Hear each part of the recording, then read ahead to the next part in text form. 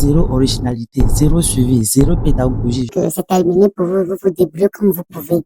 Tu apprends littéralement à mentir, à inventer des scénarios, à vendre une image que tu n'es pas.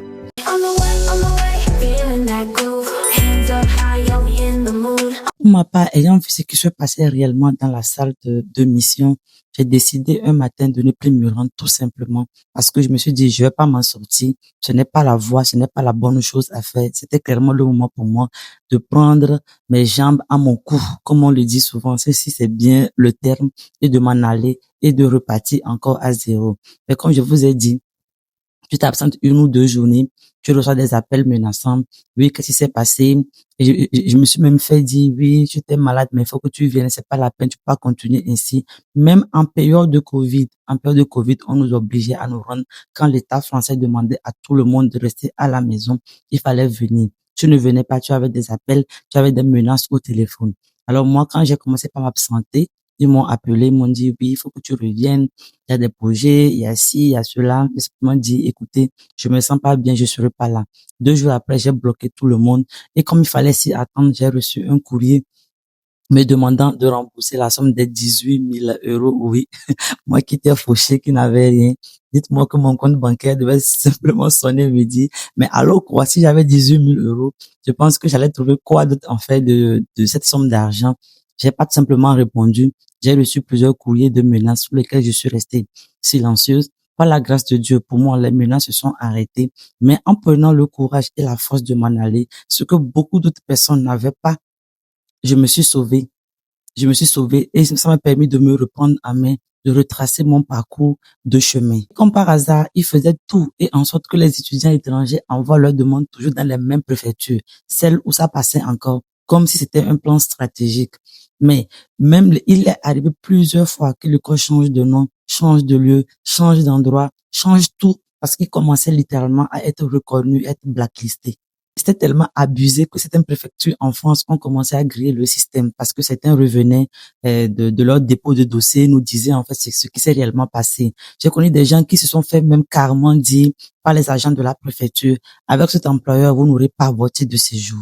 Le pire dans cette histoire, c'est parce que ça continue encore aujourd'hui. Ils changent de nom, ils changent de logo, ils changent de site peut-être, mais le modèle reste le même. J'en ai reconnu les traces dans les mots d'un cousin à une amie à moi. C'était les mêmes phrases, les mêmes formules magiques, montée en compétences, salaire, partenaire, formation accélérée, client en attente, formation rare. Tout ceci parce que ce n'est pas un hasard, c'est une recette qui marche, c'est une machine bien huilée qui recrute la précarité, surtout les étudiants étrangers. Alors je le redis, si tu te retrouves dans cette vidéo, si tu es dedans et que tu as un doute, alors fuis, parle et écoute ton instinct. Il va pas te tromper. Oui, certains me diront, oui, j'ai passé par là, j'ai trouvé ma mission, blablabla. Ceux qui s'en sortent sont très rares. Et ça ne veut pas dire que le système fonctionne. Ça veut juste dire qu'ils ont eu de la chance, qu'ils sont juste débrouillés malgré tout. Mais ce n'est pas une bonne manière de faire. Ce n'est pas bien de profiter de la précarité et de la pauvreté des gens pour les enfoncer encore davantage. Moi, j'ai eu peur, mais j'ai fui. Et aujourd'hui, j'ai tourné la page. Et si j'en parle, c'est parce que tout récemment, j'ai encore entendu des choses par rapport à cette école.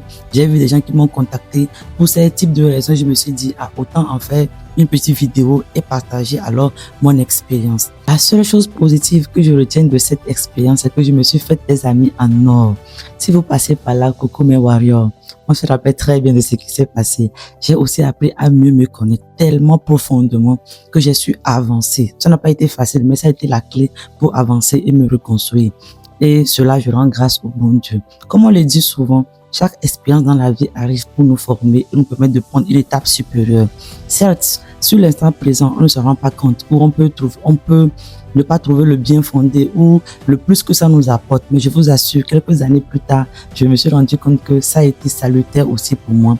Mais il est important de prendre son courage à deux mains quand ça ne va pas parfois dans certaines situations, de fermer la porte, de claquer la porte et d'avancer parce que une nouvelle porte s'ouvrira devant vous. Quelques années plus tard, j'ai reçu l'appel de ma sœur d'une autre mère, tu vas te reconnaître dans la vidéo. Elle m'a dit, écoute, j'ai mon cousin qui m'a informé qu'il a reçu un appel d'une boîte qui lui propose des contrats, qu'ils ont vu son profil, ils ont apprécié. Et je lui ai dit, mais attends, 2 minutes, ton histoire me rappelle quelque chose.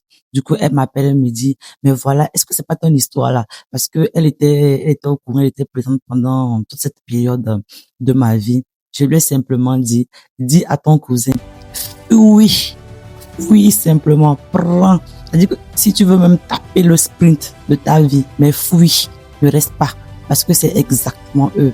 Donc, si cette vidéo peut permettre à des gens de se rendre compte que ça risque de ne pas bien se terminer pour eux forcément, alors j'espère que j'aurais déjà fait un plus.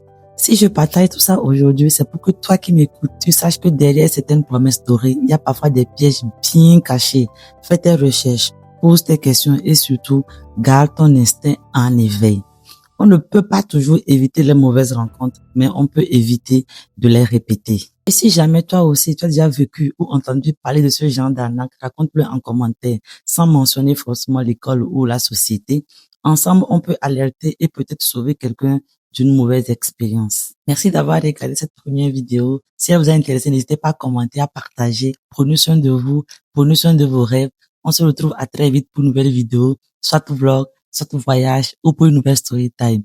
Bisous, à bientôt.